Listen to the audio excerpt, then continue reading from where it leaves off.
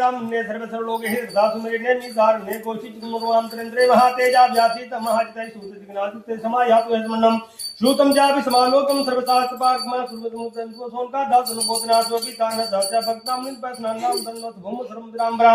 एक समय प्राणियों के हित के चाहने वाले समस्त मुनियों ने परम रमणीक नैमिषारण्य क्षेत्र में मन को प्रसन्न करने वाली सभा की।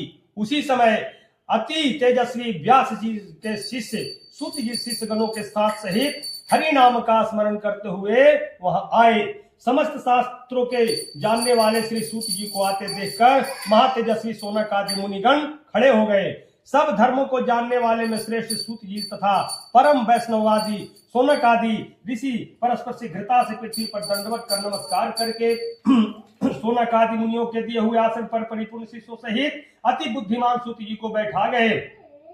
वरासने महाबुद्धि श्रवण सतमे उपासर उद्देश्य सचिग्न उत्तम ततो विष्टम तत्सुतम सोनका मुनि संतवा बंदा जली वाचम तामिना हत्या।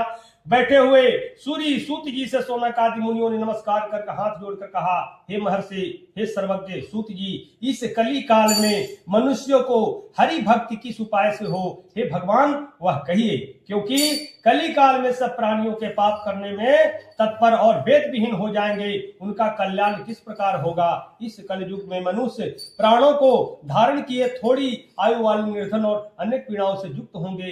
प्रायः पुण्य अति परिश्रम से होता है, इससे कलयुग में कोई मनुष्य पुण्य न करेगा और पुण्य के नष्ट होने से वे पापों से प्रवृत्त हो जाएंगे। तब तुच्छ ज्ञान वाले सब मनुष्य अपने वंश सहित नष्ट हो जाएंगे। स्वल्प पालिका सत्मा यत पुण्यम कथा पुण्य यशोपदेशतम पुण्यम मया पापम कृते जनाता स्वभागी भवन मच्चैति शास्त्र पुण्यः।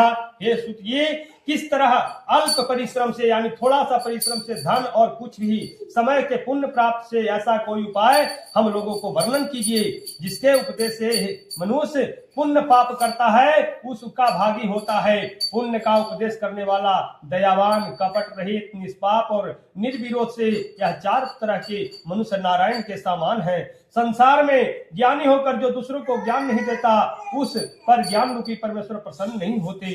जो पुरुष रत्न रूपी ज्ञान से दूसरों को संतोष देते हैं उन्हें मनुष्य रूप धारण किए नारायण को ही जाने। हे महामते, ऐसा कौन सा व्रत है जिसके करने से मनोवांछित फल प्राप्त होता हो, वह हम लोग को सुनने की इच्छा करते हैं। त्वमेव मुनि शार्दूला वेद वेदांग पार गई तत्रिंद व्यक्तांत यस्तत्वं व्यासिचिता सतो वाचा ध्यानुस्तम मुनि श्रेष्ठ तुम श्रोत्रम तुम लोकानां हितमिता सर्वदा श्रीणसो के बच्चामि तवासो नारदेव संप्रोक्ता भगवान कमलापतिः सूर्य सेवाहं तत्म समाहितः। हे मुनि श्रेष्ठ, आप वेद वेदांग के ज्ञाता हैं, आप जैसा दूसरा कोई वक्ता नहीं दिखता, क्योंकि श्री वेद व्यास जी के आप शिष्य हैं, चेला हैं। सूत जी बोले, हे मुनि श्रेष्ठ, तुम धन्य हो, तुम ही वैष्णवों के अग्रणी के हो, कारण कि सब प्राणियों का तुम सदैव हित चाहते हो। हे सोनक, सुनो, मैं आपसे उस उत्तम व्रत को कहूंगा जिस व्रत को नारद जी ने लक्ष्मीपति भगवान से पूछा था और जिस प्रकार भगवान ने नारद जी से कहा। हे ऋषिगण, उसे सावधान होकर सुनो।